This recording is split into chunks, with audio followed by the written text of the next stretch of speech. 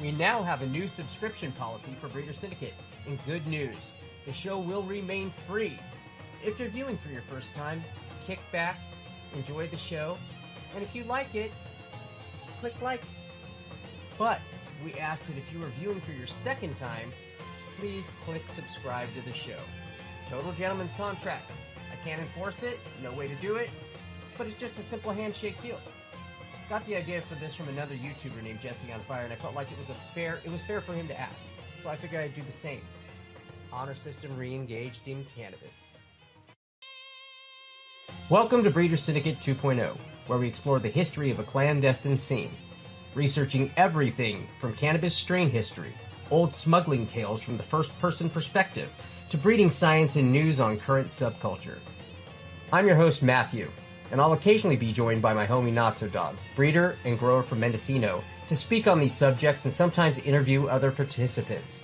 Our goal is to document this history before it's written by corporations and others who just weren't there. Let's start righting some wrongs. Welcome to the Underground.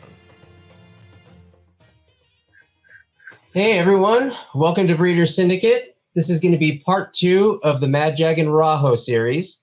And I'm, of course, joined here by my friend Not-So-Dog. Peace, everyone. So yeah, everybody, we really had a good time recording the show last time. I think it was probably the largest response we've ever gotten for any show as far as the positivity that we received. It really resonated with a lot of people. And yeah, I'm really excited to start with round 2, so to speak. We tried to go in a more linear pattern, and we covered some of the Canyon era. But I know after we recorded last time, we spoke a little bit, and you have some notes and a good direction. So I'm going to let you go ahead and start, Madjag. Where do you want to start the tale? The 1978 map that I drew. You got it. It says OG, stands for Original Garden. There we go. Here's the 1978 map. If you want to explain it a little bit and break it down. Well, the key is at the bottom.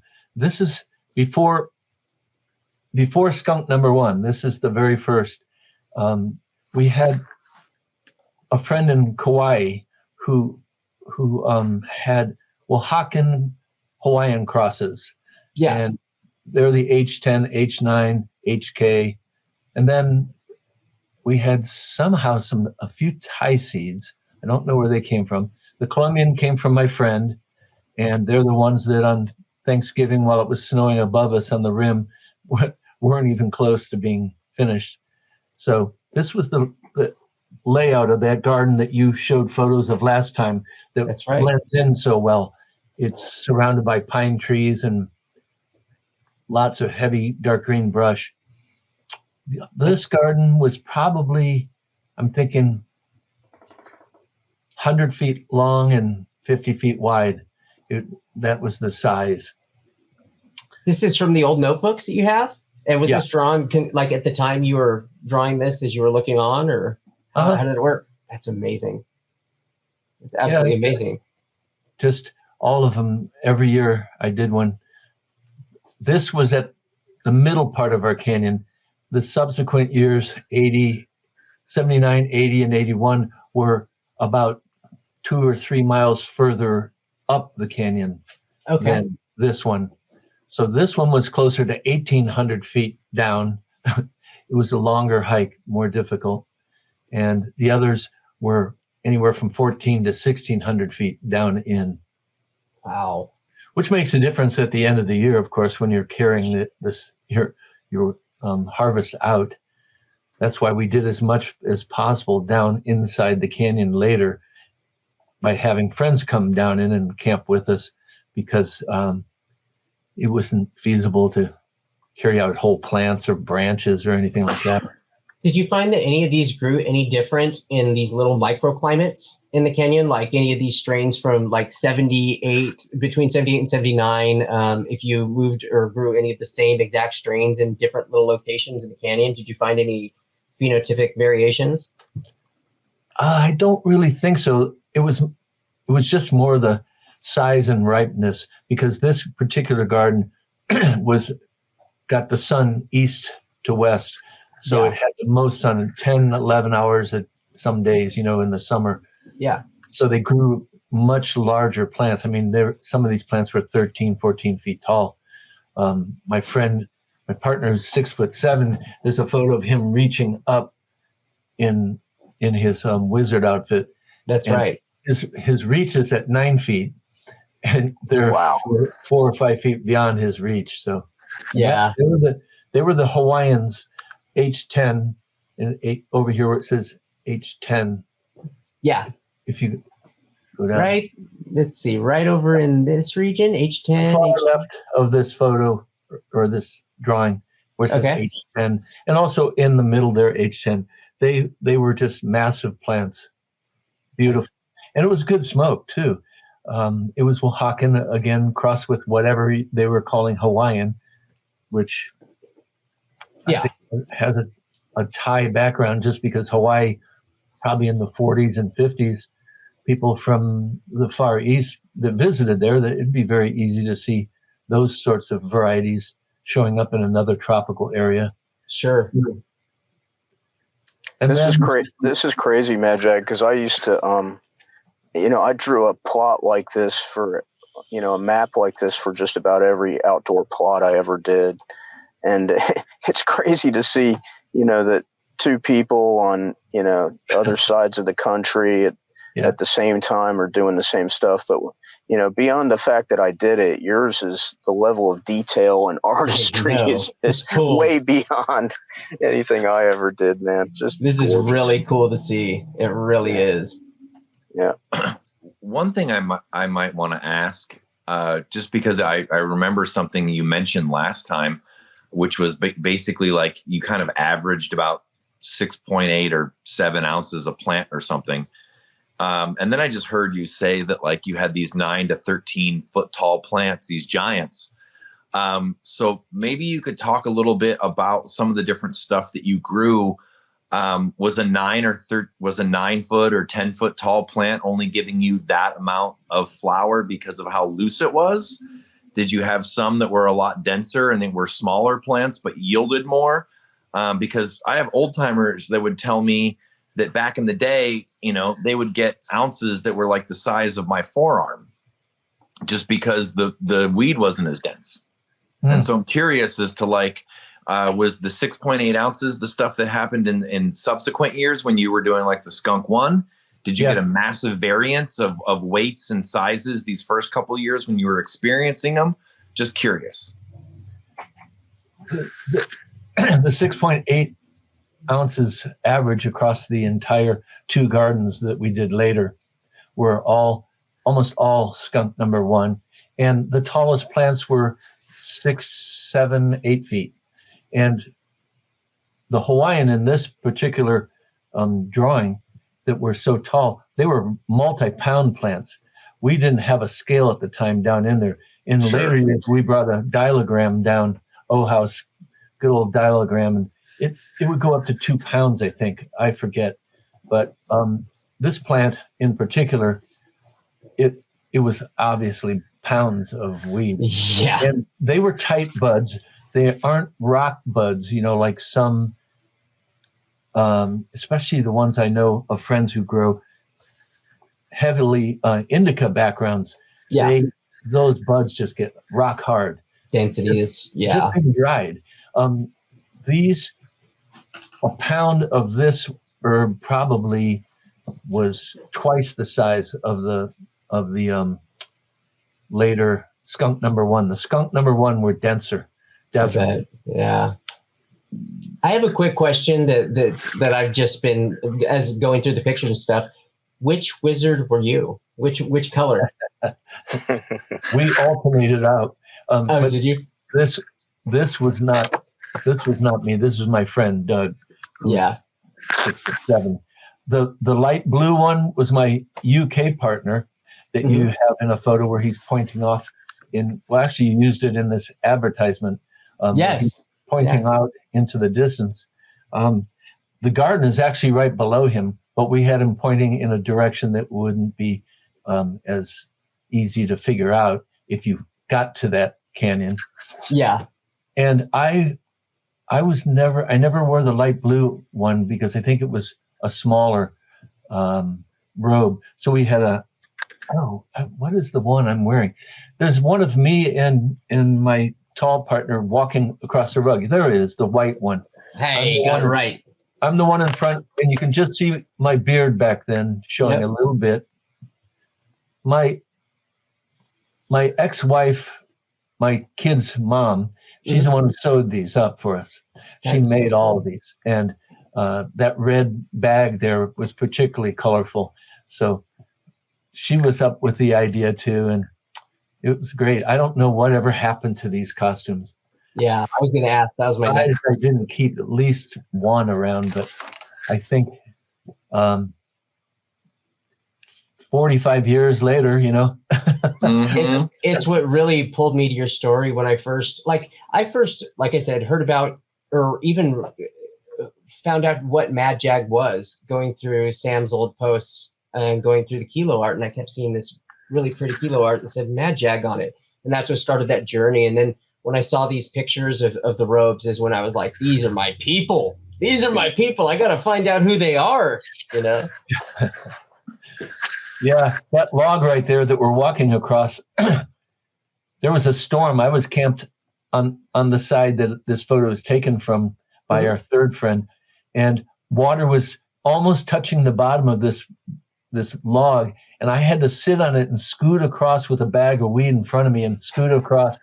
It ran for like 3 days from this massive fall storm, like in October. And it's a good thing that thing was there, or else I would have been stuck on the other side. And as it was, I was in a silly old army tent, and water didn't have a built-in bottom, and the water was flowing through. So I had to get out in the pouring rain and cut a trench around it like you do in Boy Scouts to funnel the water away. And that's funny. It was quite a wilderness experience. Okay. MJ, you remember last week we were talking about how how growing these plants kind of turns you into an instant young entrepreneur, and the inspiration. I've often wondered, what were your intentions, when you guys came up with this whole Madjag branding idea and started sending stuff into High Times? What was going through your head when you were starting that thing? It looks like early viral marketing stuff is what it looks like. That's funny. Yeah, viral didn't even exist, that term, right? That's right. We were inspired by High Times magazine, by The Grower's Guide, and then later Robert Clark's book. It just seemed like, let's make our own legend, and maybe someday we'll be doing a movie about it. Or it was kind of with that in mind. It wasn't that it would make us richer and we would get paid more for the herb. It was just, it would set us apart. So that's why we went and had labels made, the crack and peel labels. I'll be glad to send you guys some, because I've kept a lot of them over the years. Oh, wow.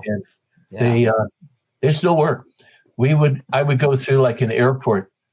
I remember I was going up the escalator and I had one cracked and open. I just slapped it on the side of the newspaper magazine dispenser in Los Angeles. And one of my friends, the guy in Tempe, his brother, who was a bigger dealer even than he, said, "Did you put one of your stickers in the airport in LA?" And I said, "Yeah, I did." So he actually saw it getting on the plane. Back. That reminds me so much of like early skateboarding culture, in the 70s. And that was, some of the earliest kind of viral marketing, like you said. Viral marketing. Absolutely. Yeah. The things that they pioneered back then in skateboarding with Skateboarder magazine, is absolutely the foundation of viral internet marketing today. And social media influencers, all that stuff has roots going directly back to that. And I see a lot of that in your Madjag stuff too, Jim. Yeah. Yeah. I see a lot of that, like in the Haze poster, the Cosmic Boogie poster, you know, that Yep. was like why I chased that so hard, was because as a person who sells seeds and has made that my passion, breeding and all that, to me, that was the first time that I could find a physical, tangible representation of something I could possess that was a perfect example of the first strain marketing that I could find, you know? And the Madjag label, I put it in that same kind of category. It's one of those early just things that it's striking imagery that you never forget. And it was done so well that I never forgot it and always chased it. It's almost like a pre-Reagan era of freedom where everyone thought things were about to loosen up. Yep. And then they were kind of loose for a bit, and then they went in a totally different direction for 15 more years. There's still these old posters that you can, I found them a few times and I never bought one, but there's an old poster where it's like they made them declaring like that, we finally did it, you know, like prohibition's over posters, but they were just a little bit too early, you know? Yeah, they're really cool. Yeah, like 40 years. Yeah, just a little bit. Well, one thing I'm curious about, and like the actual growing part of it, is since it sounds like you were basically this first season, you were just collecting seeds from friends and people you could get access to. Mm-hmm.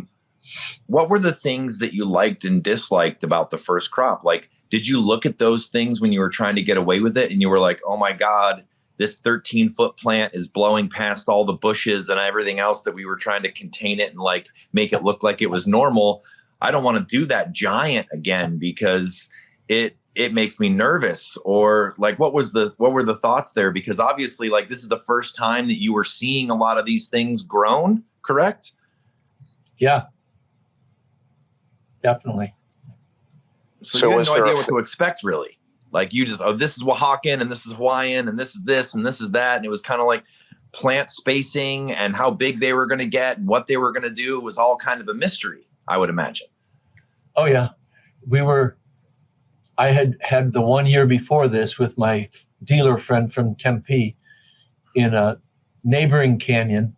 And that's the first time I got a chance to see plants actually reach harvest time. And they were all Mexican strains, like you said.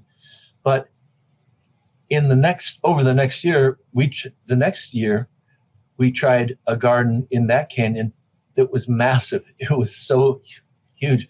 We had to pump up 200 feet to the alluvial plateau we had found. Jesus. And it wasn't really smart. It's a good thing it failed, but we got a submersible pump that weighed like 40 pounds and hosed going up. And the first time we watered, we laid a hose on the ground and it disappeared into the soil. Is it this garden? We moved it another 50 feet. It just made a hole and went down in. We couldn't flood irrigate. It was so loose with boulders and stuff below, even though it was this beautiful, smooth garden on top, that it just didn't work. It was like dredging. Yeah. And then the following year, we had collected all these other seeds, Thai, Colombian, and I knew from that very first year how to do it. And we just went on a larger scale. These, the Colombian, though, that we had no idea, like we discovered that how long it took to finish. We just knew it was super great weed that we had smoked, and we kept the seeds. And so on this garden, I'd say 30% of it failed because it wasn't ready. Is this the garden that's up here, correct? I'm showing for the year you're speaking about? This one is 1980. We were looking at the 78 earlier that had the key at the bottom. Which one are you speaking about currently? That's one that I want to hit. The original one, 1978. OG. That one. So that's the one that 30% failed. Yeah. And by failed, you mean didn't finish. Right. They were huge plants. That one photo that he has from last episode, they were beautiful plants in slightly different colors because they were different Colombian seeds. But the C10 here, C9, wherever the C shows up, they were big plants. Does that make it easier to see right there? If I zoom out, it might be too much, but. So Yeah. eventually, did you just end up having to chop them down? Yep. Did you just and you just realized they weren't done? They weren't real weed yet, and kind of composted them down there? Or? No, we took them out. They're the ones that I had to scoot across that boulder with in a bag. Once we cut them down to branch size, and they were the size of my little fingertip buds, and they were kind of tight and nice. And we sold them actually. They were just a very mild smoke. They had resin, but not like they would have been super killer weed if they'd gotten a month and a half more or two. Yeah. Like the end of December or early January, like they would in the tropics. But it was. So let me maybe ask you this, because I don't think we talked about this last time. In the area that you were in, what month or around what date was it safe to plant? And then what was kind of like the latter part of your harvest window, where after that it was cold and rainy and you were in fear of losing it? Luckily, those giant Hawaiian plants, because they were Oaxacan crosses too, they were ready in October, and like no later than mid-October, I'd say probably. And the rains and cold didn't really hit us. October traditionally in Arizona is the second driest month of the year.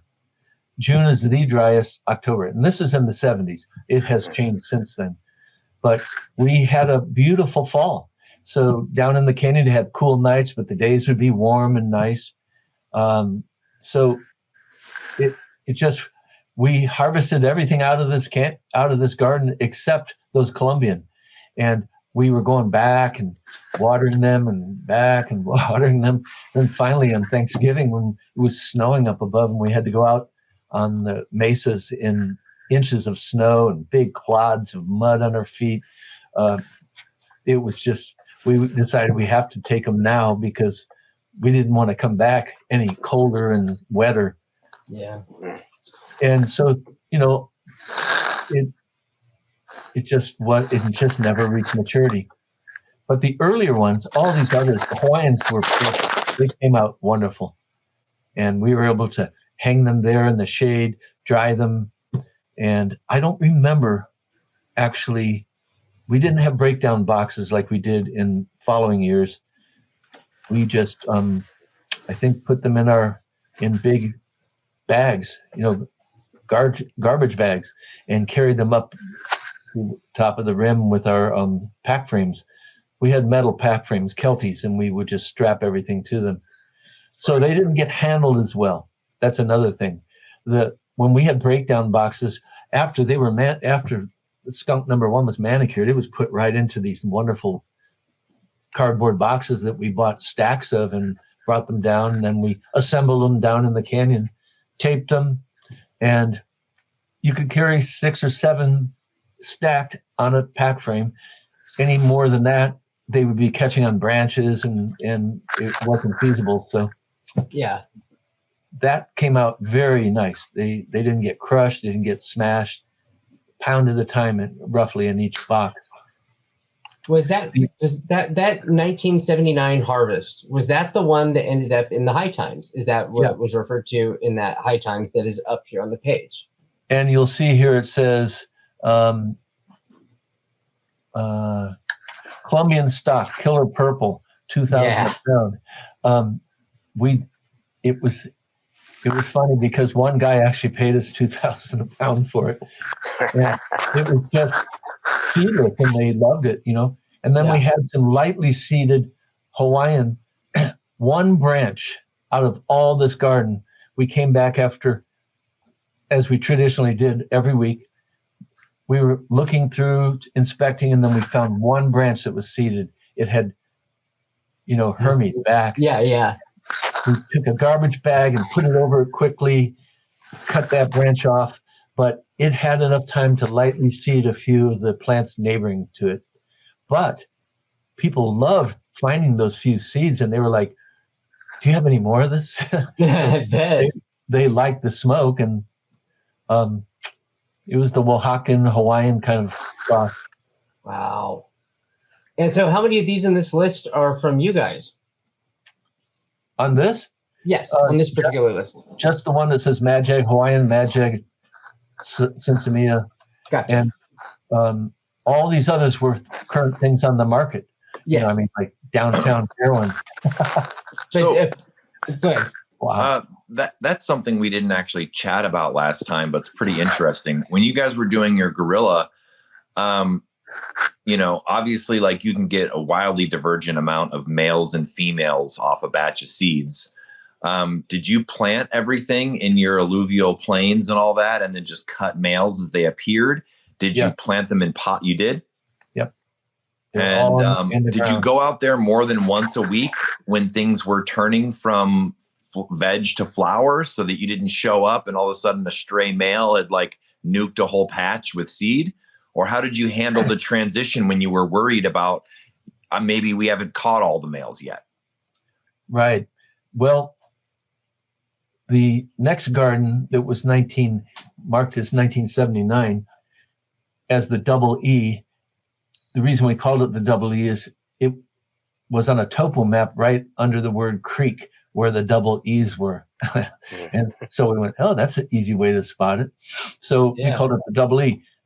We spent 3 days and 2 nights every week on the next 3 years. We didn't just go out overnight and water and then leave the next day. So we were there 3 days out of 7. And anything that was even remotely spooky looking like, wow, this might be a male change in here, we then, I don't know, we might have just prematurely cut them out. But everything was grown from seed. And the year we ran 2 gardens, our big year, the one garden, good thing I bought 3,000 seeds because the plants were about a foot tall, and we came back a week, 3 days later, 4 days later, and grasshoppers had eaten them down, every single one. Unbelievable. We had to replant on the 1st of June. Oh, no. So we put them in a tiny seed garden area where we could put a screening over it, and they were super crowded, and we were just digging them out with wet in our hands and plugging them in, and replacing everything that had been eaten by. And what was weird, there was a few plants that made it through from the grasshopper plague, and the ones that we planted, and they were like a month earlier than the ones we had to replant in June, maybe more than a month. And the June ones caught up with them. It was amazing because of the 100-degree weather and the sun and the watering. By the time end of the summer, like let's say August was around, they were all equal. Yeah, that was good. But having that little 6-foot by 10-foot garden full of seeds, luckily we were able to replant. Otherwise, it would have been catastrophic. Oh, I bet. I mean, maybe another angle is, where did you first learn about what an early female or an early male even looked like back then? Was it Rob Clark's book? Was it High Times? Was it people telling you? You know, because obviously, like now, you know, like you look at it and like 2 pistols mean a female and a little claw-looking thing means a male.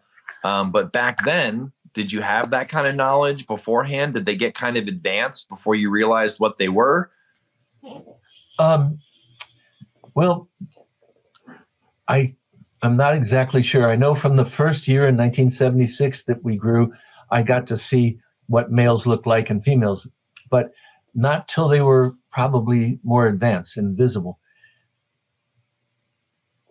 I think Rob Clark, I mean, his early book, the one that he did in 77 on Pod Press, that was actually his dissertation. That he hand drew all the drawings in there. Oh, wow. Yeah. It's cover every single plant. He hand drew those. So he's not only, he's a good artist. Plus his photography later man, he says when he traveled around and did that book on hashish, the photos are just excellent, you know. Mouth watering.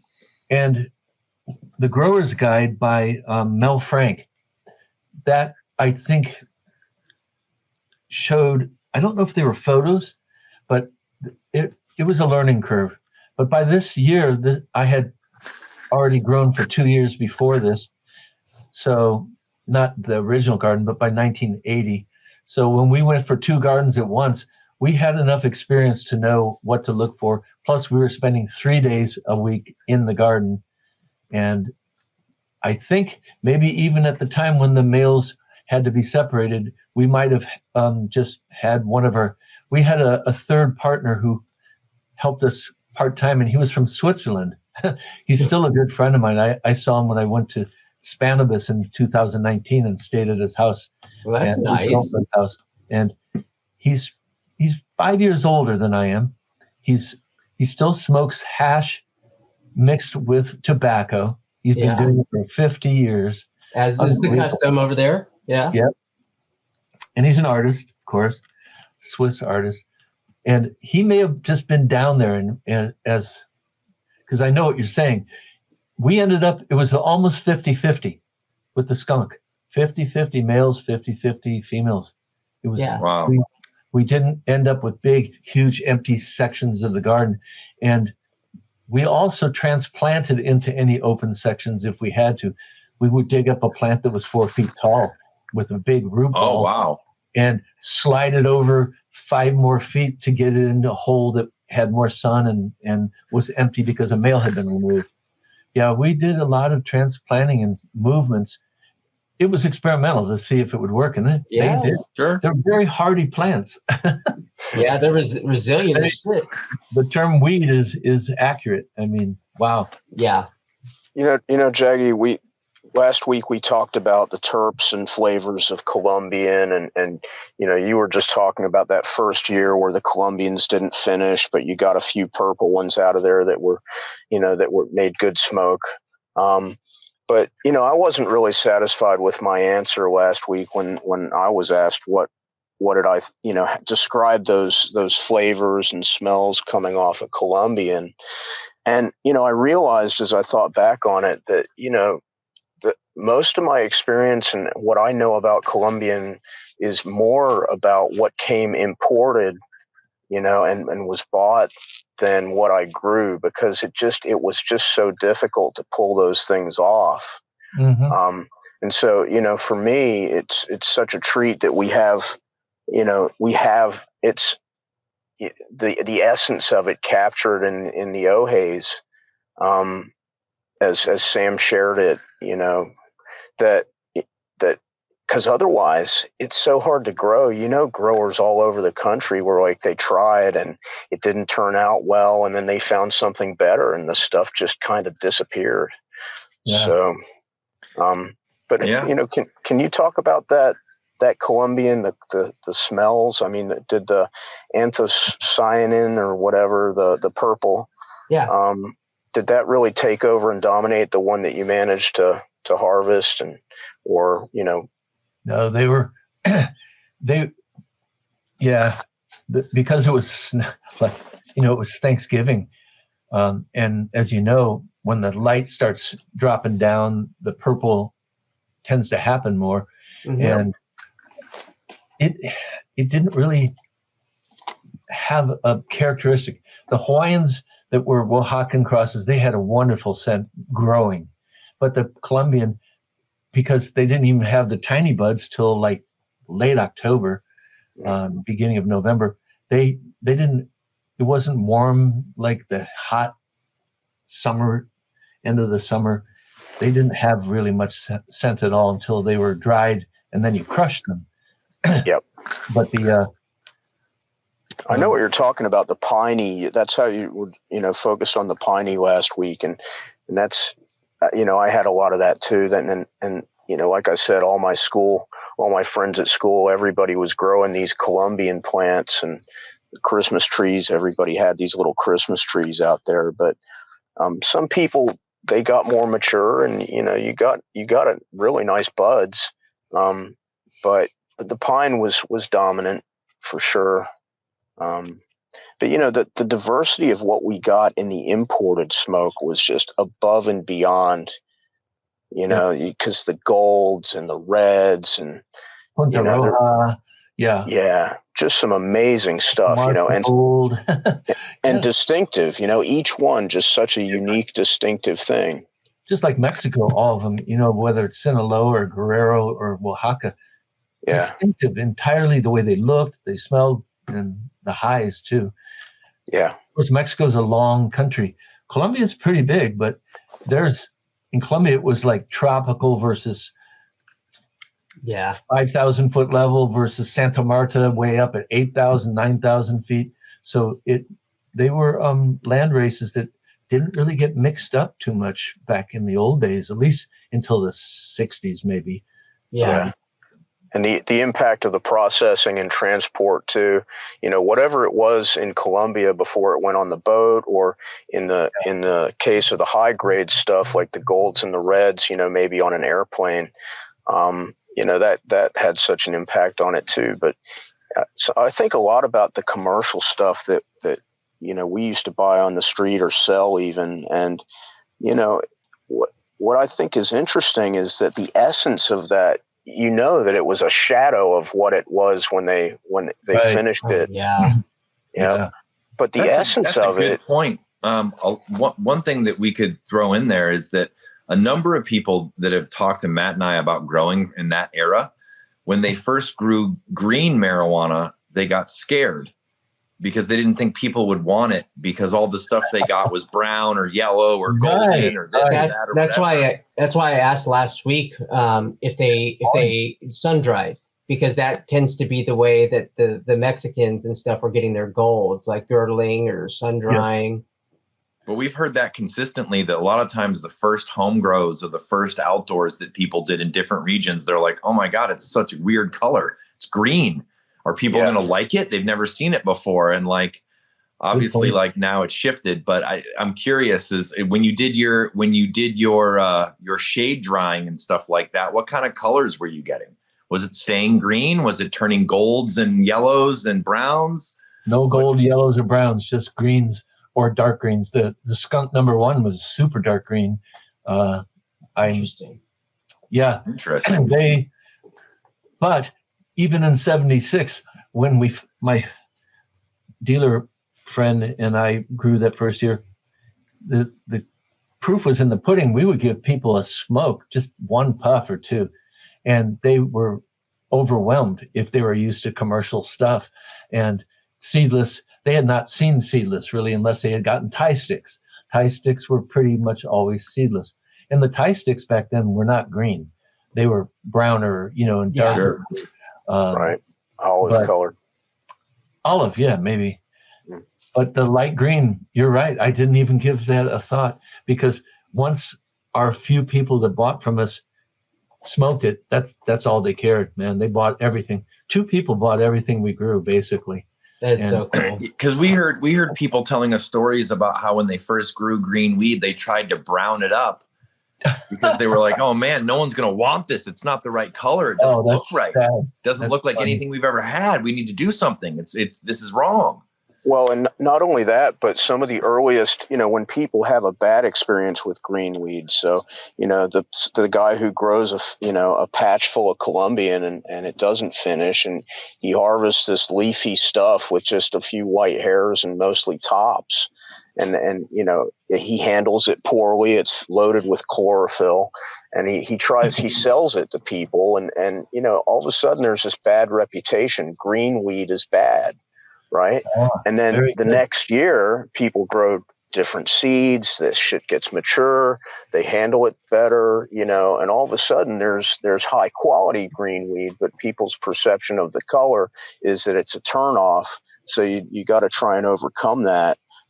Getting them to, try it, listen, this is different or whatever, or the thing about renaming or changing the appearance. I mean, a lot of people would, we knew that the stuff molded, that the Colombian that turned it brown, it was some sort of mold from being pressed when it was still wet or carried in the cargo bay of the ship or whatever. And so, since we'd been smoking that stuff for years, and you know, people thought that was okay, and they might try and press some of their wet homegrown and get a different appearance, but it never turned out like the Colombians, you know, and it only wound up making it worse. But that chlorophyll was pretty horrible to smoke if you had those unfinished tops that somebody was trying to pass off as smoke. And you know, and plus High Times was becoming really popular, and people were hearing about green from Hawaii and California,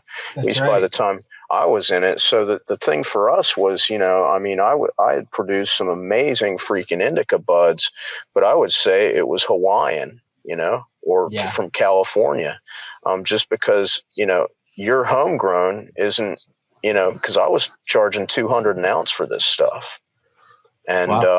And people were happy to pay it, even though, you know, as kids, they didn't have a lot of money. They would find a way. I had a guy trade me a PA system with a beautiful mic and a Fender Backstage 20 for a half ounce of purple tie. And he loved it. He loved it so much he came back for more. And unfortunately, I was out of that.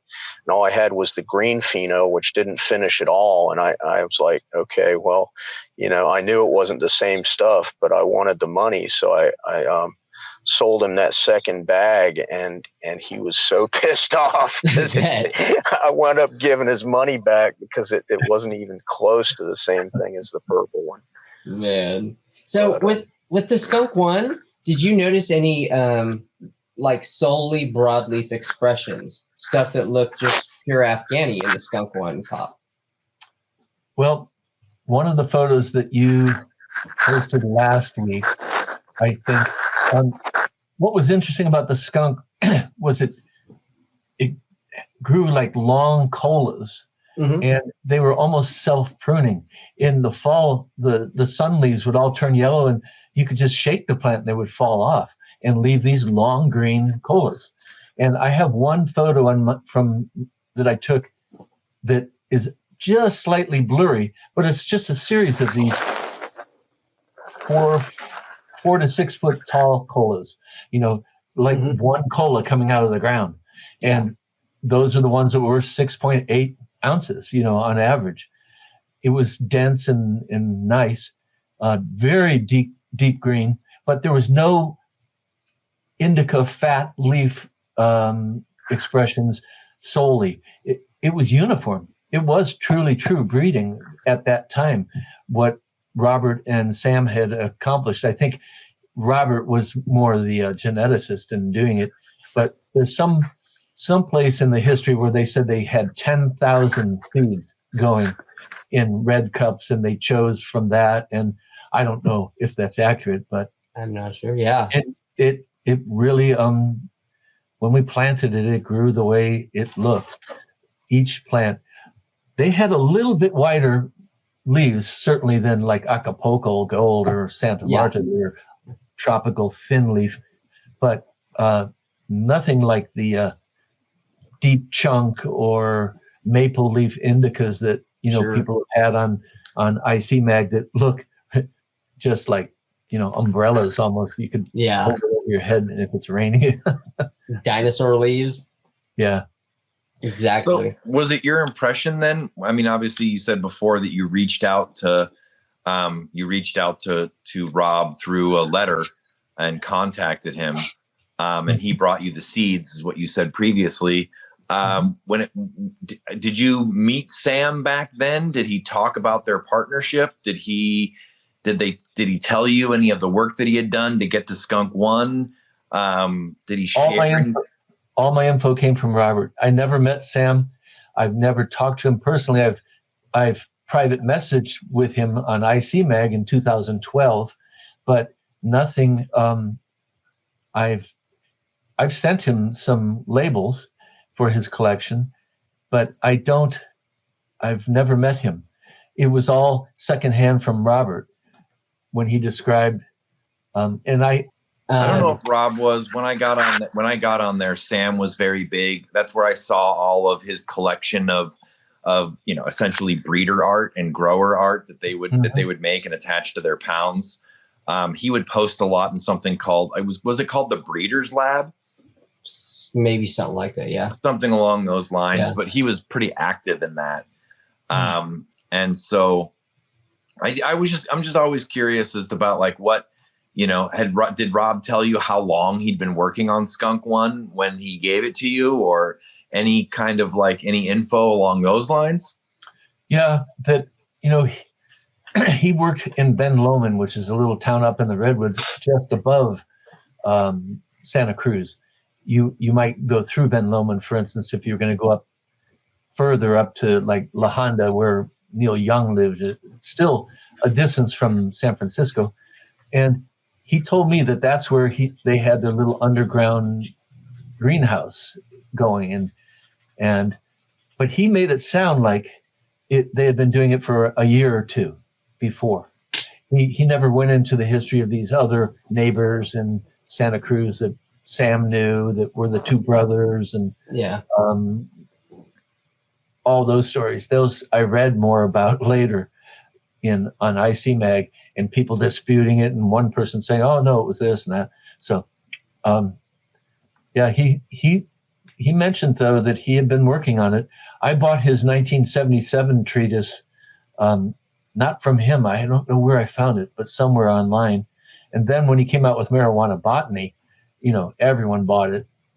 But if it wasn't for the Grower's Guide, Mel Franks, we would have failed, because when we had that year, the second year, where we got this twist on the end of all of our plants, and they were already 6 foot, 7 foot plants, we were like freaking out because they were supposed to be getting flowers, and instead they had the leaves twisting.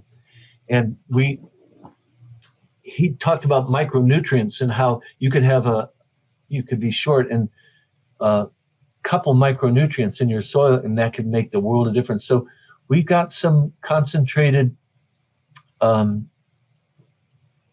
seaweed extract, which has 90 different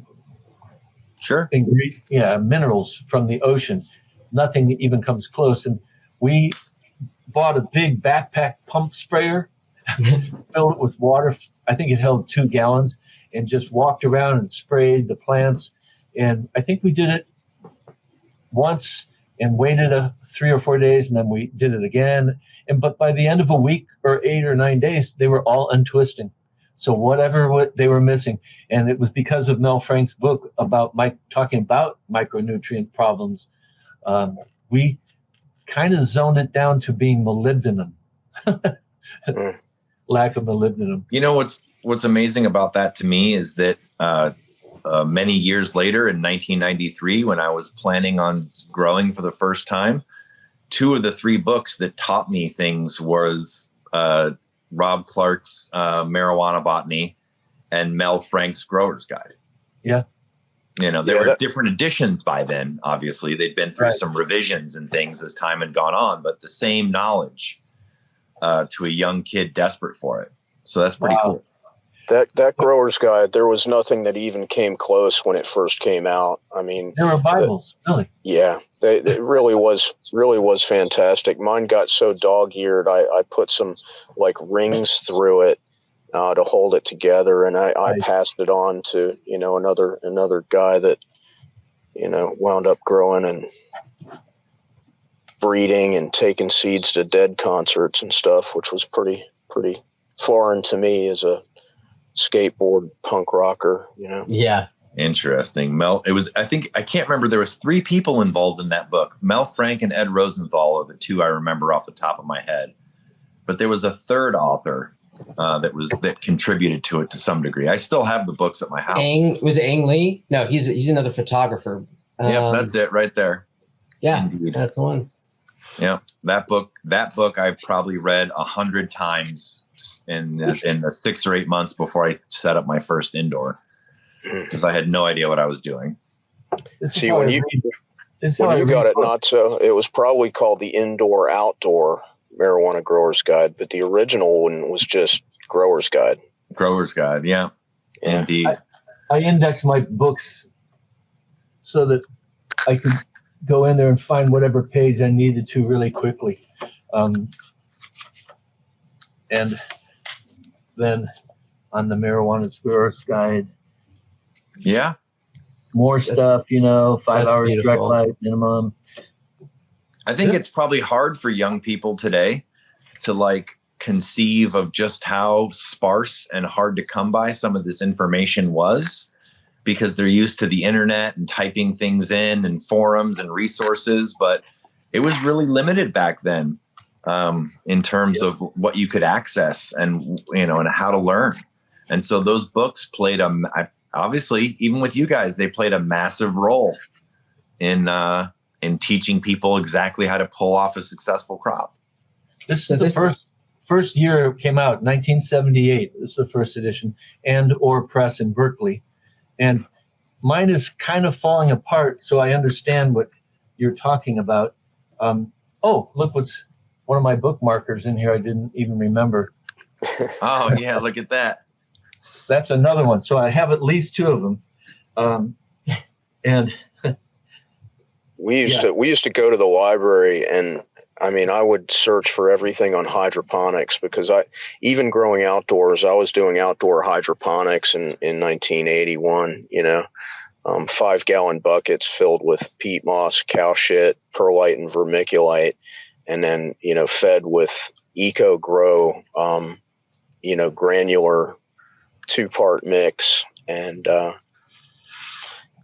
so I went to the library, and I started researching hydroponics, and basically I stole any good book from the library that had hydroponics and kept it.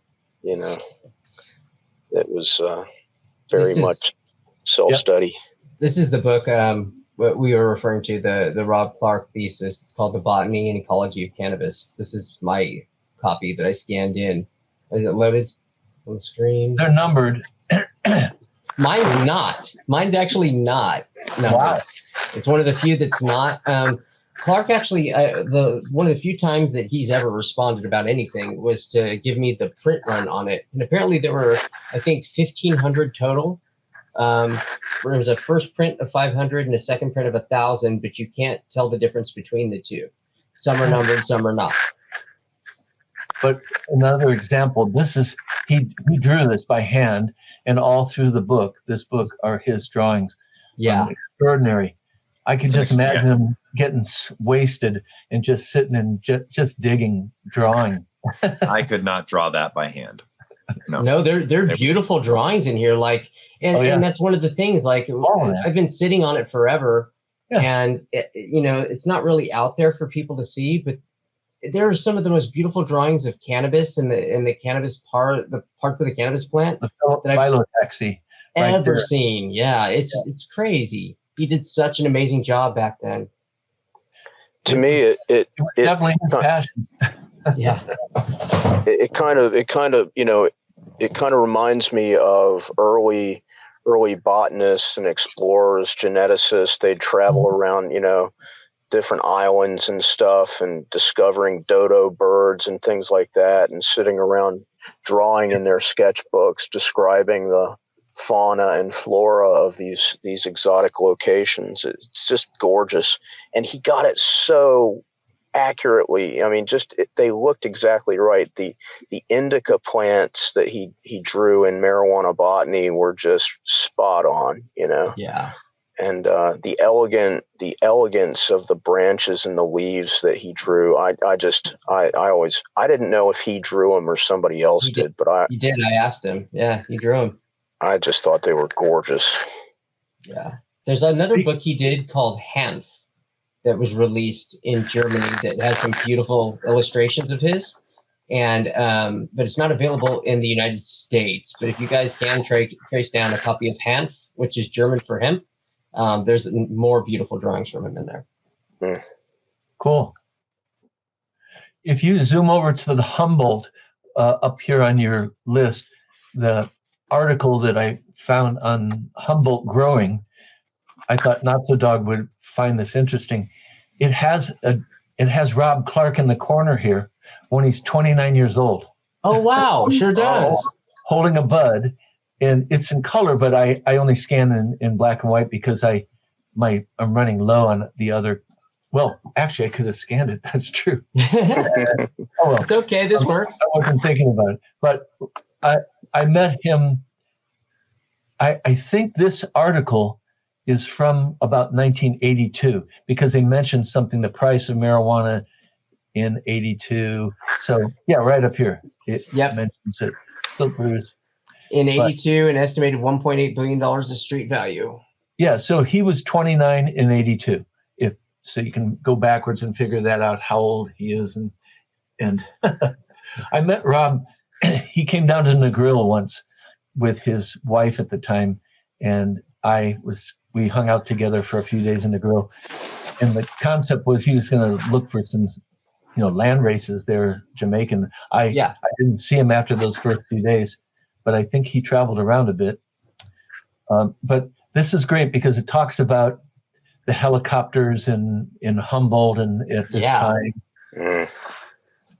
I'm so glad you saved this stuff. There's a second photo. I forget where it is. Oh well. One of the interesting things about when helicopters first started flying is that people were growing all these giant sativas in the hills in Humboldt and Mendocino, and nobody, as long as you were tucked away, nobody cared how big they were because no one was looking for them. And so there's articles I've read where like the very first gardens that got busted by helicopters, they actually chopped down most of the gardens with chainsaws. Yeah. Because the stalks were like this, they were so big and thick, and the people weren't worried about getting caught. So they just had these ginormous, these huge sativa plants. Oh goodness, look at that. Yeah, right. Gangster. Oh, that's pushing a certain narrative. Not at all. No, come on. We go AK. This article. That whole chainsaw thing was common down in where I was living too. The National Guard helicopters were flying, looking for the crop. And when we would go out, when I went out to my gardens, I was always dressed in camouflage. The whole guerrilla mindset, leaving no trail.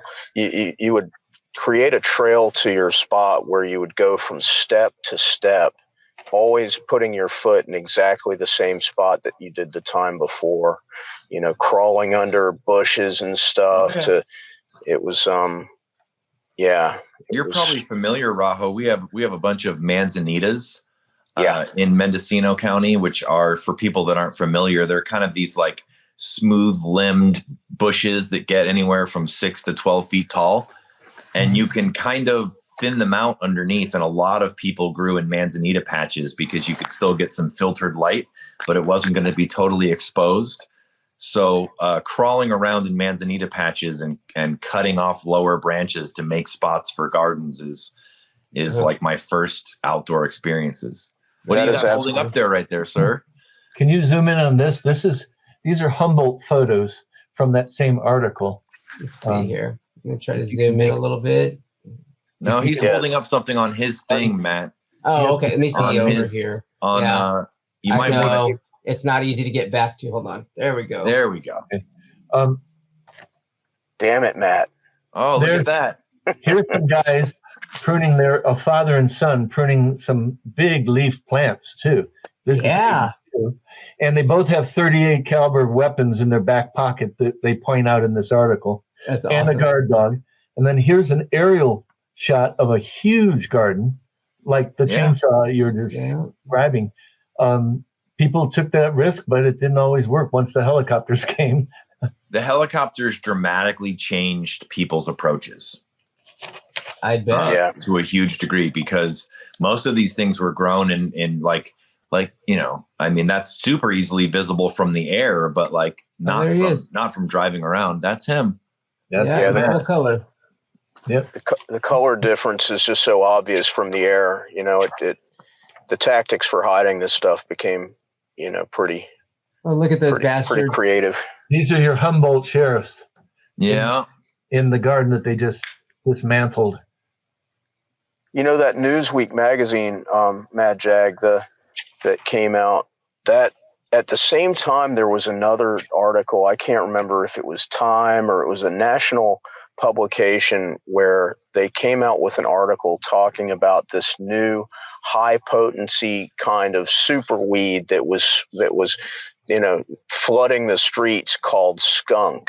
Yeah. And Shit. I've been looking for this magazine or this article ever since, and I thought the reference was in that Newsweek that had the guy with the mask and the M16, but it wasn't. I've read that article since, and I don't think there's a reference to it. But they described the effects of skunk in that article. Wow. It's classic reefer madness, writing. Yeah. But they got it right, and they described the appearance of it, they described the effects, and it was pretty spot on for what I thought skunk was. Tears. What is this one? A reason for tears. Look at that. Yeah. This is from the state of Utah, and it's an entire reefer madness, basically about what's really bizarre is this high school undercover. It's an article about guys who he's got a heavy metal t-shirt, but he's showing his badge. And it's a whole article about going undercover in the various high schools in Utah. Like 21 Jump Street, like the TV show? Oh, yeah. I mean, I'll tell you, this is obviously so much later, but the first time that I ever saw a guy with waist-long dreadlocks tackle someone and then put cuffs on him. Oh, wow. On Dead Tour, I was like, oh, man. Wait, are these buds labeled in this picture? Yeah, they do look labeled, don't they? I can't read what they are, but they do look labeled, yeah. Yeah, well, the top ones, they're labeled like Hawaiian Maui, Stickless Thai, Orange Colombian. They spell Colombian wrong, too. They always spell it wrong back then. Sinsemilla, Michoacan, Maui. So they had some really good photos here of different things that they had confiscated. Oaxacan Red, Colombian Red, Guerrero Gold. Wow. I always love those pictures. The reference pictures from point of origin and time are so valuable. So valuable. But it's hard when it's cops, taking the pictures, and you got to hope that they got your bag right and kept the strain name with it and shit. I think if it's your bag, you probably got other things to worry about than the details of indeed.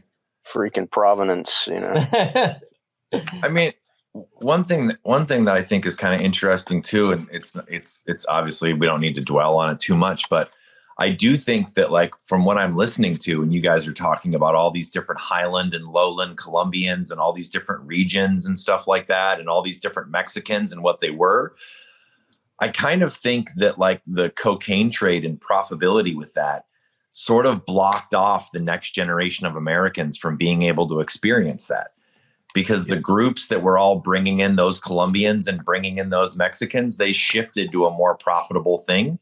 And then it also became unsafe for people a lot of times that looked like us to go down to those regions and get those things. So there was this era. It was two things that were happening at the same time. Yes, the cocaine, became much more profitable for the same people that were formerly smuggling cannabis, but at the same time, the American, homegrown market had happened, and that product was just such a higher level of quality than what the imports had, because of the freshness and the introduction of hard hitting indicas in their hybrids. Tell me what year do you think that was? 82, 83. Oh wow. Yeah.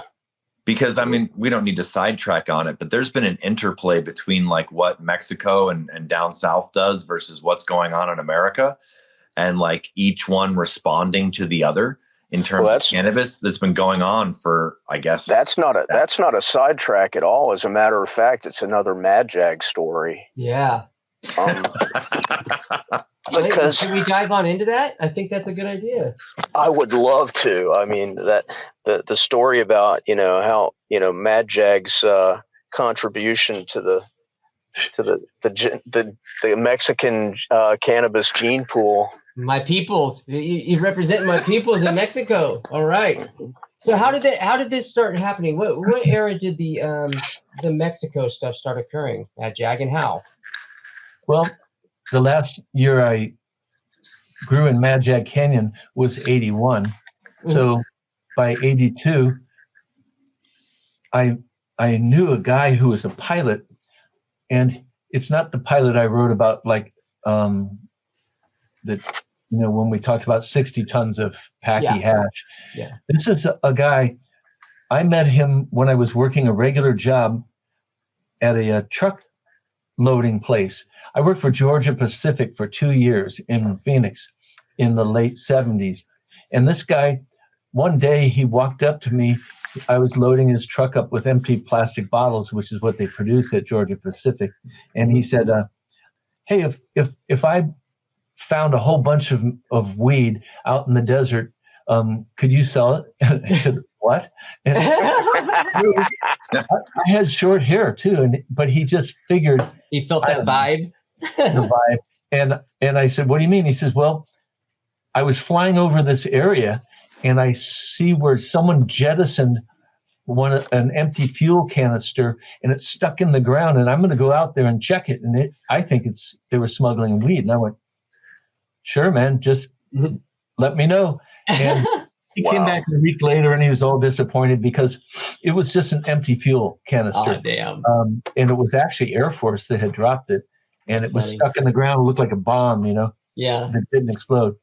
But then he started talking about other things. And then all of a sudden, like 2 months later, he comes back and I'm loading his truck. And he says, I met the people in Mexico. And I said, what? And so he stole a twin-engine Cessna from Scottsdale Airport, flew it to Guadalajara, and gave it to the cartel to prove to them that he was not a narc. That is so gangster. I love it. I know. Later, he stole a helicopter out of Apache Junction and flew it down. But he only got 20 miles into Mexico before something went wrong mechanically, and he had to crash land and hike his way back. And the FBI came to his house because they found his fingerprints in Mexico on this, and he denied everything, so they couldn't do anything. Scared the shit out of him. But I bet. Good Lord. They brought several loads up of weed. I found an airstrip along the Mogollon Rim in a small town area, way out by itself. And they were like, within 5 minutes, they said they would be there at 1 o'clock. They were like there at 1:05, kicking out bales onto the airstrip. And they would bring 500 kilos each flight. And that's where two of the flights had labels already in them from someone who was supposed to get them in California, but something went wrong and we got them instead. I'm still hunting for those labels. I've got them somewhere. But anyway. So you had a connection with those guys. Yeah, it was 82 and 83. El Buffalo that Rafael Caro Quintero, you could see it from space. It was a square couple miles. They show it in that TV show, Narco Mexico. Yeah. So that's the name of the garden or the farm, El Buffalo? El Buffalo, Rancho Buffalo. Buffalo. And was this at the beginning of the Gallardo era of the development? The very beginning. This is when they were just doing weed. Yeah, exactly. And what happened was they grew thousands and thousands of hectares of weed, but they didn't have anyone growing seed crops. So they were desperate for seeds. And so my pilot friend, along with my other friend who was the weed dealer in Tempe, we filled 2 quart-sized bags, half full. And he stuck one in each of his cowboy boots and flew to Guadalajara and gave it to them. And they were so grateful because they had no seeds. Yeah. So unfortunately, I was part of this because seeds from 5 different zones in Mexico ended up in their hands and became the new hybrid. And oh well. Why would you say unfortunately? In 1980s, Dutch genetics were already in Negril, Jamaica, and the People were going wild over them. They were growing them up in Orange Hill and all this. So land races were getting squeezed out. And to find true Jamaican, I don't think it's there anymore. Yeah. Mexico, there's probably some land races still in stash spots, and certainly in Colombia. But boy, Jamaica being a little island. So maybe you could clarify for a second then, those seeds that you brought down, or he brought down, smuggled in his boots, what were they a mix of? They were a mix of Guerreran, Sinaloan, Michoacan, Oaxacan, that my dealer friend in Tempe had high-graded over the course of like 2 or 3 years. He had bags. The best of the loads that had passed through. The loads. And so that's why you were like, oh, you were a little bummed about it, because you kind of mixed the strains, and then they started growing it. And then instead of it being like a regional thing where these specific kinds were coming from, it was sort of a blend coming back. Right. And we have no idea. El Bufalo got discovered. I wrote down this. November 14th of 84 is when they found it and burned it. And it actually, the smoke affected people within 100-mile radius, because they burned 500 hectares, and they estimate that it was worth $2.5 billion at that time in 84. So there's a famous billion. There's a famous scene in Narcos where he, I think it was Gallardo's brother, Raf. Is that his brother? It produces in the series, like, this is the super strain, the Sinsamilla. Right. Was this before or after you met him, or is this the hybrid that you're talking about? Well, we gave them seeds in 82 and 83, and El Bufalo was captured and burned. I don't know if it ran for years before that, but just in general, Quintero was growing weed in other places, but Bufalo was like their huge place. They had their own wells drilled there. It was in Sinaloa, and I've read about it in a book called The Underground. I forget. I've got the book. It's like 900 pages long, and it's written by a DEA agent who was in charge of all the stuff going on then. And it has 3 chapters, one on heroin, one on cocaine, and one on weed. And the one on weed's about El Bufalo being spotted by a TWA pilot or something. They're flying over, and they went, what in the world? And they just mentioned it casually. That's where Kiki Camarena got a job and actually penetrated it. And in the second movie of Sicario, so popular, it's kind of similar, because he's dressed up as a campesino and he gets a job. Kiki that's the name of the DE agent that got killed. Later. Kiki Camarena, and that caused a huge amount of problems. For them. That was it. They just left it alone, but they didn't. And that's when they were switching over to cocaine, about then, 84, 85. I think that being burned.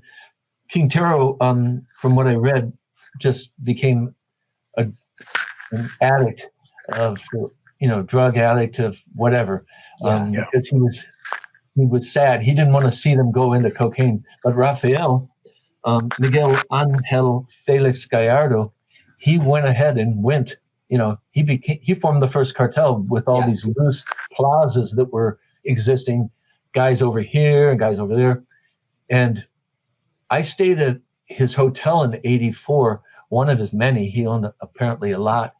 And my friend, who was the pilot, we went down there, and my friend from Colombia found his way there from Colombia, and we all had a big party. And they were hoping that my friend from Colombia would be able to turn them on to newer connections and stuff. I don't know really what happened, because he loved to do coke, but he and I both decided we didn't want to be in that business. And the pilot, this guy, he kept going. They were using our airstrip, the one that we had found for weed, 1,600 to 2,000 pounds of coke at a time. They did 9 loads, and then an off-duty sheriff who was cutting wood saw them landing and unloading, and they got busted. And I have no idea what happened. It was in the newspaper. I've got a clip I've posted before, I think on IC Mag. But I never met Miguel Felix, but my partners did. I did enjoy his hospitality because we went into this hotel room and there was just like in the movies, a plate with a 4-ounce pile of cocaine on it. And 2 other guys who did nothing but just bring cases of beer all through the day. That's nice of them. Yeah. Sounds like a weekend at Notso's place, I guess. Yeah, it is. It is. Except there's a lot more men. A lot. It's crazy. Matt loves that. If he doesn't at least once a show try to throw me off my game with something like that, he's upset. So, he found his opening and he took it. Yeah, that's what she said. But I mean, just Raho, to that whole thing is just crazy. But when I was starting to do guerrilla in California, one of the things that the Mexicans did was that even with the cocaine, I was told that like still 70% of their profits was marijuana, and so they really didn't like all this homegrown in the West Coast sort of taking their sales really. Wow. And so they started sending these teams all from down by where Matt is all the way up to the Oregon border and going in the national forests and just growing a huge amount, as much as they could get away with in all the national forests. So that way they didn't have to smuggle it over the border. Yeah. And that was kind of, so there's been this, obviously this, like, that's what I was saying before about like how one country influences the other, is the homegrown movement has dramatically changed how the Mexicans approach growing weed, because, for a long time, they were sort of the primary weed people. Yeah. Yeah. Yeah, for sure. Especially in Arizona with the border here. Tucson was like the capital of smugglers and dealers, and then it moved up to Phoenix and Tempe and Scottsdale, but they busted a big grow in the canyon next to us just 10, 15 years ago, and it was a gang from Mexico operating out of Phoenix, and they had a spring that they had found up on the side of this mountain, and they had a system of drip irrigation that ran a mile down into a canyon. Jeez. And they just went too big. These guys, they just didn't even think about hunters and ranchers, and they just threw a team at it, group, all this stuff, and then they all got busted. Just blew it out. Yeah. That whole I mean, to some degree, spring on a hillside model. That's the way it was done in NorCal when I was out there that summer. I'm sure you've seen lots of that. Yeah. Right? I mean, I think the cartels kind of had they viewed a lot of their workers as semi-disposable. And so they sort of expected a certain amount to get in trouble, and they just threw a lot of people out there in a lot of different regions, and they figured most of them will be successful and some of them won't. Yep. And that's kind of how they went about it, I think. Just a numbers game. Yeah. I mean, they had money. But, when the powder came in, I think a lot of that Colombian import just disappeared. Stopped entirely. And the Mexican commercial they probably filled the gap for that tier of product quality around the country. I can tell you that, I started smoking in the 90s.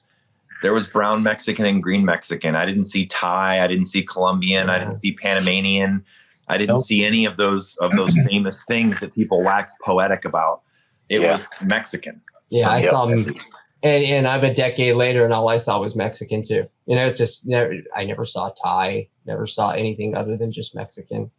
Yep. Yeah, it was gone. Okay, so we got a little bit into Mexico, just a hair. Do you want to go more into that? Is there some more details you want to add in there? Not really. It's just rubbing shoulders with these famous people was kind of weird.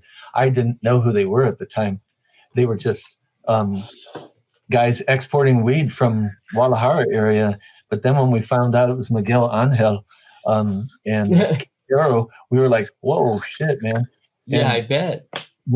I'm so glad we didn't get sucked into the cocaine deal, because this guy who was a truck driver, he could fly helicopters, he could fly planes. He went that direction, and he sold 10 kilos to an undercover agent north of Phoenix in the biggest hand-to-hand sale buy in Arizona history at the time. And he got, I think it was 7 kilos, and he got 10 years in prison. Jesus. But his brother kept going and did those loads on the airstrip that we found, and they got 9 of them before they got busted. And we calculated at the price of coke at the time that it came to around $250 million. Whoa. $250 million of coke that they successfully brought in before they got busted. And I have no idea what happened to those boys. Boy. Jeez. Yeah. Griselda Blanco, I had never heard her name until I read about it in Newsweek or Time. But that's who my Colombian friend was actually working for. And his job was to count money. And he would go to Aspen where they bring in DC-9s or something, like 6 tons at a time of Colombian. Mm-hmm. And he would his fingers, he could barely move them after a week because they didn't have machines yet then. Jeez, I can imagine. Hand counting $5 million, in 20s and 10s. And some 50s probably. And that's where the stories started happening about how they weighed their money. Because in Florida, he went to an apartment building once, and he said there'd be like 5 apartments, and they'd have a secret door in a closet that would link it to the next apartment and to the next apartment, so that if they had to bail, they could just disappear. Yeah. And he went into one apartment, and he said it was floor to ceiling with tiny passageways in the hallways of just money piled floor to ceiling, every single room. Jesus. And he said there was millions of dollars, and that was one of the kind of places where they would just weigh money. Yeah. Weigh, and then send it back to Colombia. That's so wild. And the responsibility of being the dude who has to count it, because like you get that shit wrong, you're going to be the first person they look at. Right. Not me. Yeah. My Jamaican friends in Brooklyn, the guy who was in charge, he goes by the nickname Sata. He overpaid us once $2,000, and I know him, and he did it as a trick to see if we were going to tell him and be honest. Oh, interesting. We counted the money a second time, and I said, in his house in Brownsville, and I said, Sada, you're over by $2,000. And he goes, what? No, not even possible. And he was just messing with us because he wanted to see. It was early in our relationship, and he wanted to see if we were honest enough. And we passed the test. So that was good. Yeah, that's a good thing. Yeah, I used to do that with my spray, like my reversal spray. I'd give it to different people and, give them different, for this exchange or this exchange. And I knowing mostly that I was never going to get anything, but just to kind of get a good gauge of who is going to just take it, run with it, use it to make themselves a bunch of money, or who would do, what they said. Interesting. It's a good way. I mean, it's a small loss, but it's a good way to judge a potential future lifelong friend too. Yeah. Cheap way to figure out who you can trust. Absolutely. And to them, and to the other person, it's almost like from a greedy person's angle, it's like, well, this one bottle could potentially make me, several $1,000s worth of feminized seed. So is it worth the burn? And a lot of times it is worth the burn to people. Yeah. Madjag always says, if there is a doubt about a person, then there is no doubt. It's a good quote. That's a line from the movie Ronin.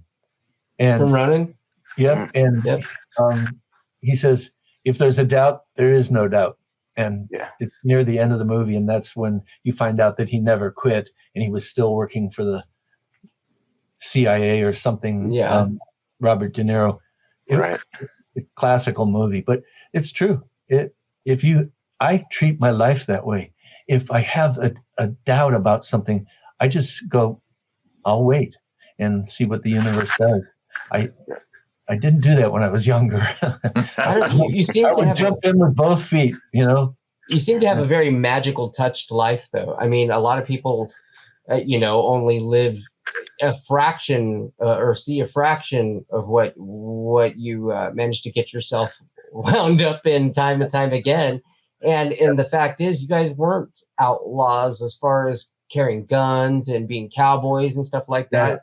You carried this very humble spiritual attitude. Yeah.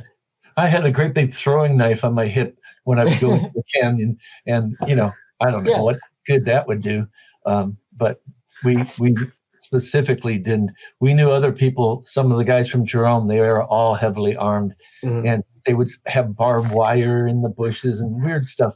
You read about this in magazines, and I was just going, that makes them instantly dangerous criminals. Yeah. We were just hippies. They were dangerous criminals. That's an important distinction to make, because I think we've chatted for long enough now that I can safely say that everybody on this this little call that we're doing is a weed nerd, in that regard. And so for me, having been in a bunch of counterculture kind of my whole life, I totally differentiate between like people who do certain substances but are otherwise like honorable and very good people. It's just some of the things they decided to get into happen to not be societally acceptable, right? Right. And then people that are like actual criminals, where it's, and there's a big difference there, because there's a lot of weed people that are wonderful people. And the only thing that they do wrong really that could get them into significant trouble is marijuana. And I was, when I was listening to you guys talk about some of the transition into powders and stuff like that, one of the things that I've always thought about is that like the weed game or the weed scene is inherently just like less dangerous than that other world. Like when that other world started happening, maybe it's because of the way it makes people think or the way people act, or the money was so much bigger, but it seemed to bring out a lot of like negative qualities in people that when you were in the weed game existed, but maybe weren't like accented quite so much. Right. Yep. Well, my friends in Brooklyn, they would Sato would open the door and he'd have a Mac 9 in his hand, and he'd look around and make sure it was cool to let us in. But they had plenty of weapons. But my friend Ricky, who he's still my friend, I see him when I go to New York. He lives in Brooklyn in the same apartment since '74. He never ever had a gun. The other Rastas did, but he's a philosopher. He's a real gentle guy. He's a good brother of mine. I've known him 40 years now, and he's wonderful. I go have curry goat with him whenever we're there. He takes me to a different restaurant. I love curry goat, and ackee and saltfish they have in those Caribbean neighborhoods. You can still get all that. The restaurants, they cater to the people who live there. So it's very cool. I love that stuff. I would say too, like for Mendocino County, there's definitely people that have guns that had the intention on using them, if they were accosted by other humans. But there was a lot of growers that had guns on them simply because they were in some remote ass spot on the hill. And if they came across a bear with cubs or a mountain lion, they didn't want to just die. Right. They wanted to have a fighting chance. So there was this idea of, I'm alone in the deep woods by myself, and this is not my territory. And there's bear and mountain lion and other things that I'm a lot weaker than. Even jaguars. Even jaguars. Yeah. I mean, even that. I mean, mountain lions, bears usually hear. Mountain lions, they've been watching you for a while, if you ever even know that they're there. But we would encounter all that kind of stuff. Like a lot of times, all of a sudden something would go wrong with our water, and we'd have to walk the water line back to like the spring box that we had made or something. Right. Mm-hmm. And you're walking through deep woods totally alone, and you're in the deep woods, and, you don't have teeth or claws, and you're not super strong. So some people would have pistols or shotguns or something just to make themselves feel okay when they're out there in the sticks. Yeah. Dual Dobermans is popular with some people I knew.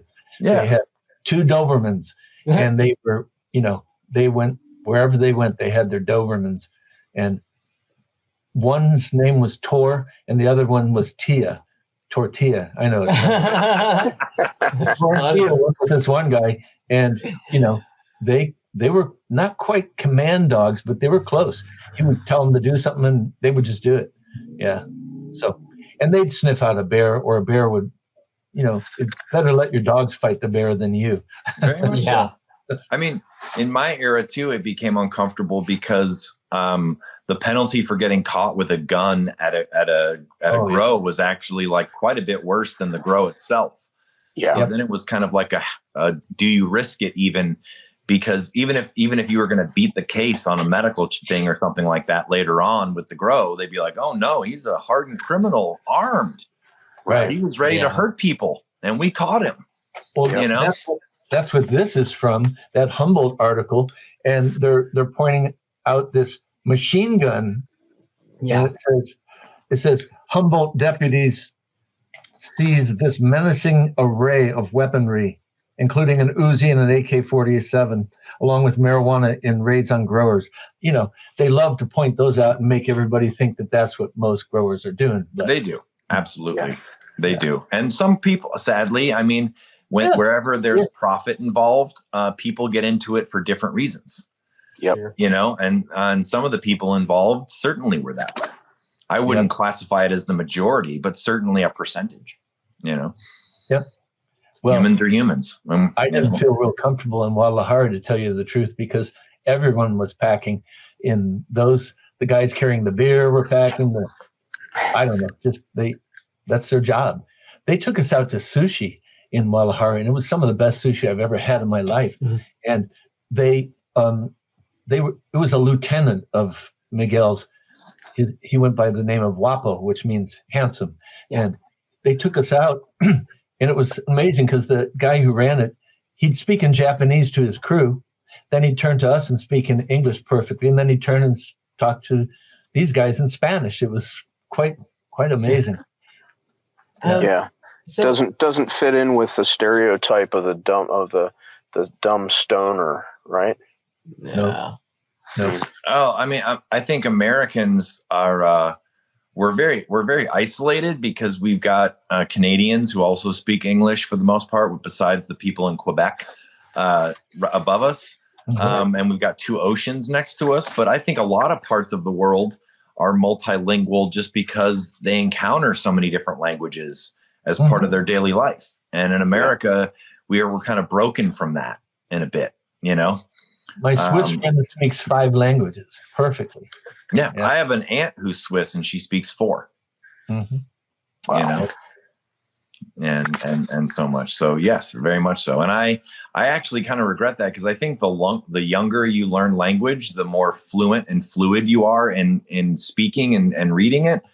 And I think Americans a lot of times it does something to your brain to be able to speak multiple languages and communicate. I think it's super cool. So we have the story of the Peyote Prince. Can you briefly, or maybe not even briefly, can you tell us what a Peyote Prince is? They're both, I don't know how they came into this, but they both knew Sam, and Sam was a road chief in the Native American church on the Navajo reservation. And he had a license that allowed him to go to northern Mexico across the border from Texas. And he'd come back with $250,000 or $500,000 of peyote buttons for the church, where actually 90% of it wasn't going to the church. It was going to these 2 guys. Yeah. And one lived in Tempe, 2 blocks from the police station, and the other one lived in Cottonwood, Arizona. And that's where I lived at the time. Mm-hmm. And these were fresh buttons, so they had to dry them. So the guy in Tempe had date racks that they dry dates in, and it was perfect for peyote. And if you went into his little old house in Tempe, you had to turn sideways to go down the hallways or go into any room. In this case, it wasn't stacks of money; it was just stacks of date trays drying 200,000 buttons. And once they dried, if you've seen them, they look like little flat discs and almost like jerky, like a little piece of jerky. But don't be fooled until you taste it. And they would just sell. This was 1973. when I was first in Arizona, and you could get them as low as a nickel a button if you bought a certain amount. Yeah, and then you could sell them for a quarter. So in Illinois, in Chicago, all over the United States, these two guys had friends who would come to Arizona and get them. I don't think they shipped in the UPS or in the mail. People always took them.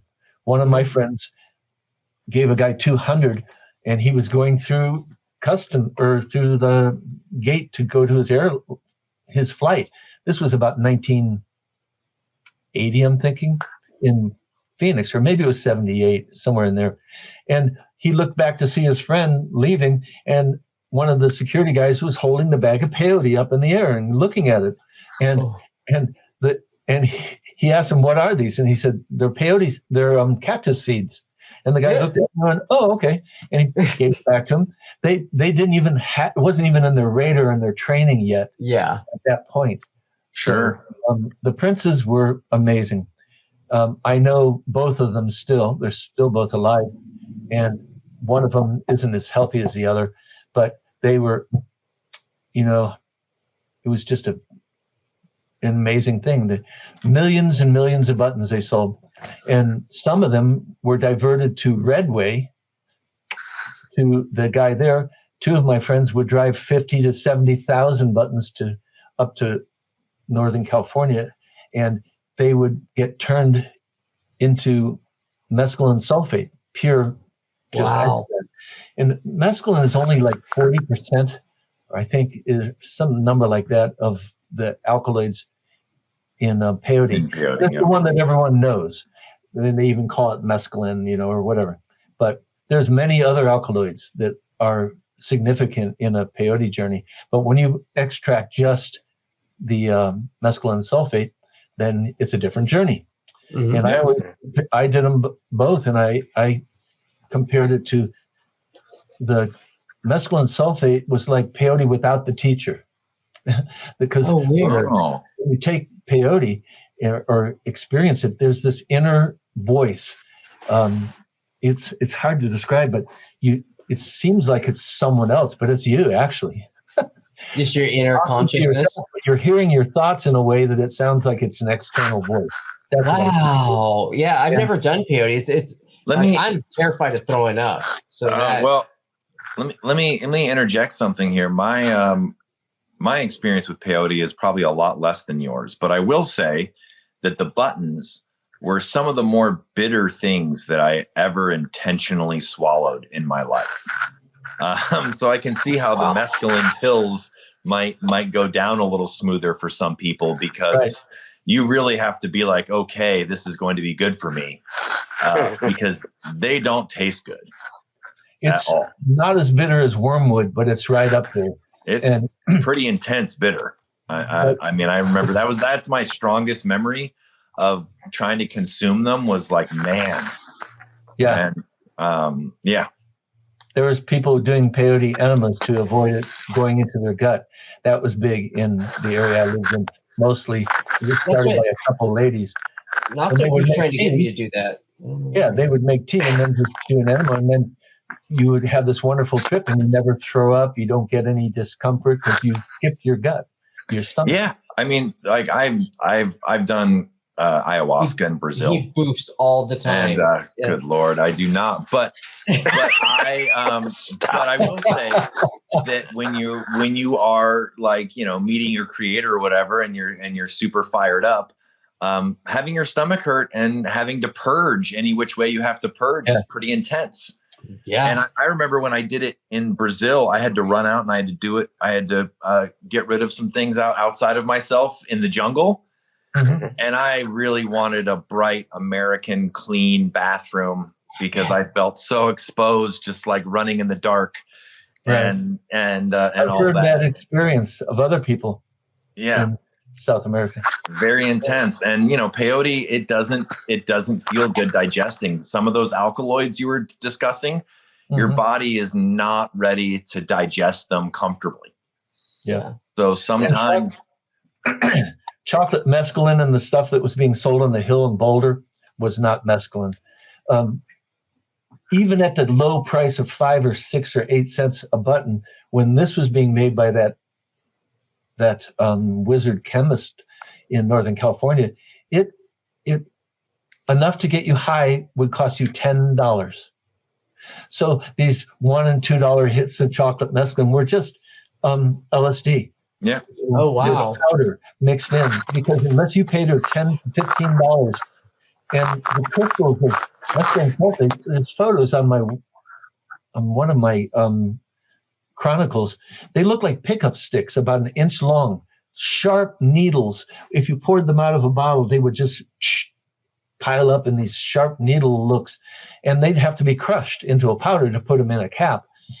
We just ate some of the crystals once, but the guy who said, if you're measuring this out, a good trip would be $10 to $15.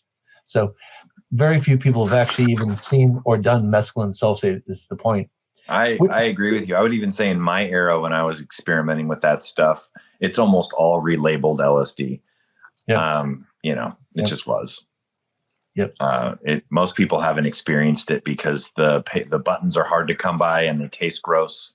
And people are just marketing to a different thing. So they're like, oh yeah, here's some mescaline, but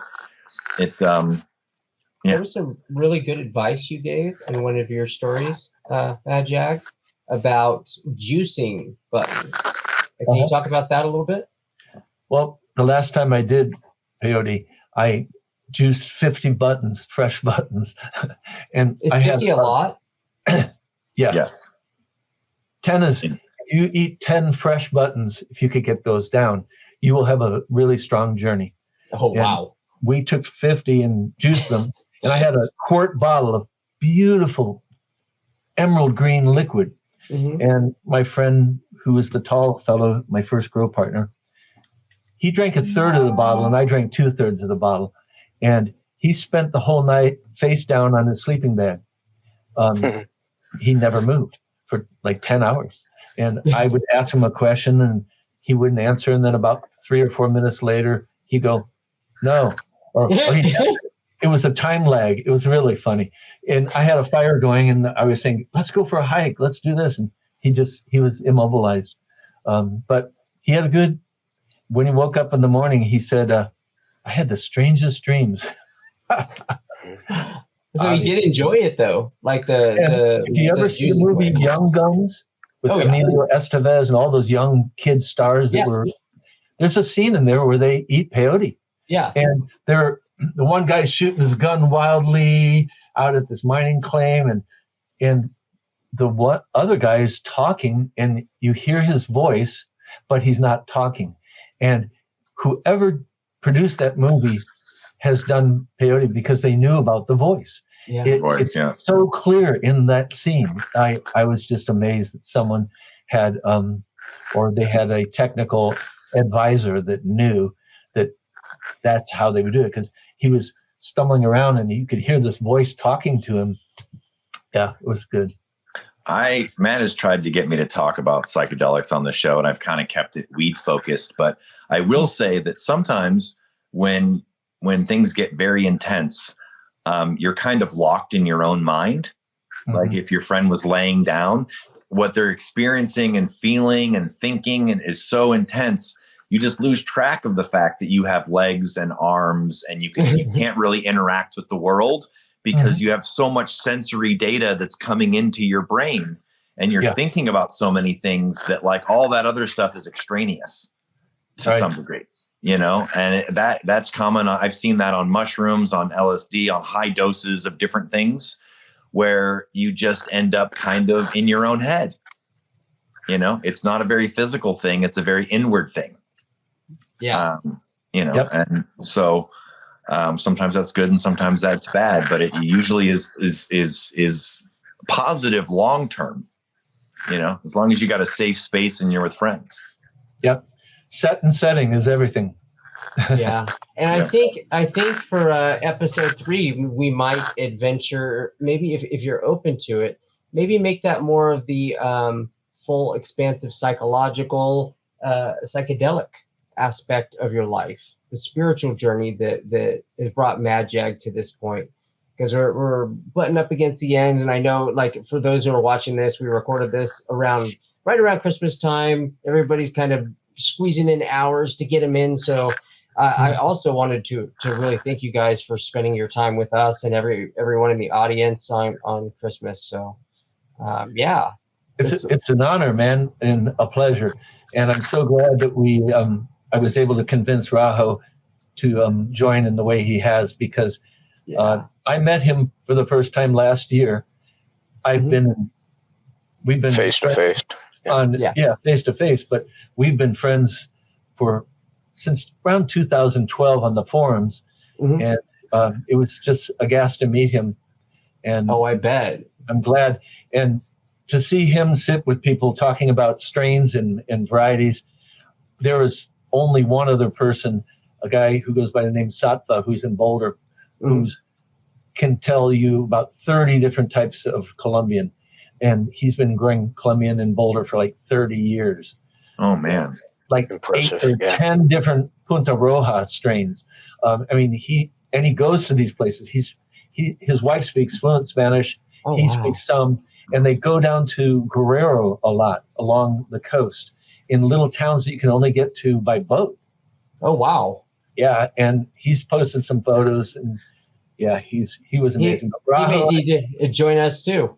I can say from my perspective that first, Matt will tell you it takes a lot to shut me up. And I try to talk as little as possible, but I burn with questions almost every third sentence that you or Raho talk about.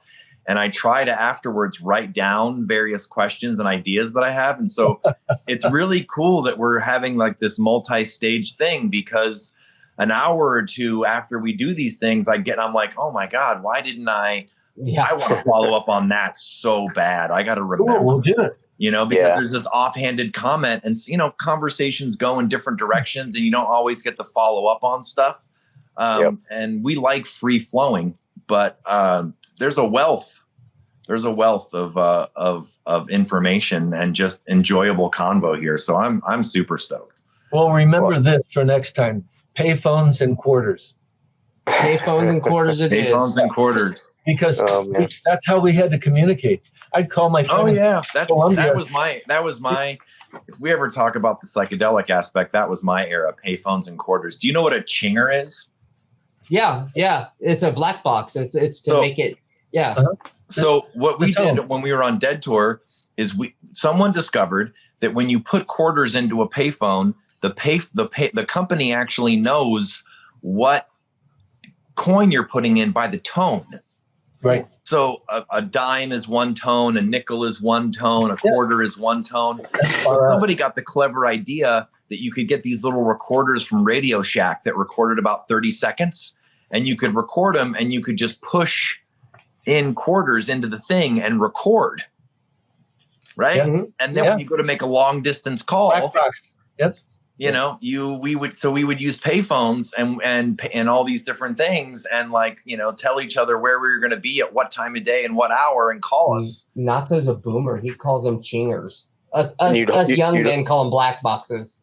You'd hold it up to the mouthpiece of the phone and hit play, and it would make the sound of the coins falling into the machine, right? And eventually the phone company caught on to it, and you would get an operator going, "Sir, hello, sir." Hello. Yeah. And you would have to bail, but that was before cell phones, when payphones were everywhere. $9.90 for 3 minutes to Cali, Colombia from Arizona in 1982. And the operators were going, what? And, I used a lot of quarters, but my friend in Manhattan, one of the three brothers of the weed people, he would buy $1,000 worth at a time at a bank, and he had a cart, and he'd bring them out, and he'd load up his car. And whenever he'd go out, he just put like 10 rolls in his pockets, because never know how many phone calls you're going to have to make and how long, because he was always calling to different states. Payphones. Wow. Yeah. It was a little spy versus spy on that level. They were safer, Yeah. They were safer, especially if you rotated and didn't use the same ones all the time. It always sucked following Natso though after a payphone because they were just so sticky. I just cannot deal with that man. Indeed. Man. See, he's got Anyways. 2 in this episode. He didn't get I one know. last time, so he's bummed. It's really practically 3 with the whole boofing thing, but Yeah. I'm glad someone remembered that one. And all, you know, especially Well, all we the are- little we are messages at- at the bottom. We're at almost 2 hours here. Yeah. So Matt, if you want to plug anything, and we'll keep this thing going. I mean, there's a lot of paths we can go down. Yep. And we still only scratched the surface on some of it. Yeah, I mean, we made it to map 1, 1979. So I think, next round we're going to go to 1980 map and then continue on. Okay. We have our merch up. Go check out syndicategear.com. You guys, Raho, anything?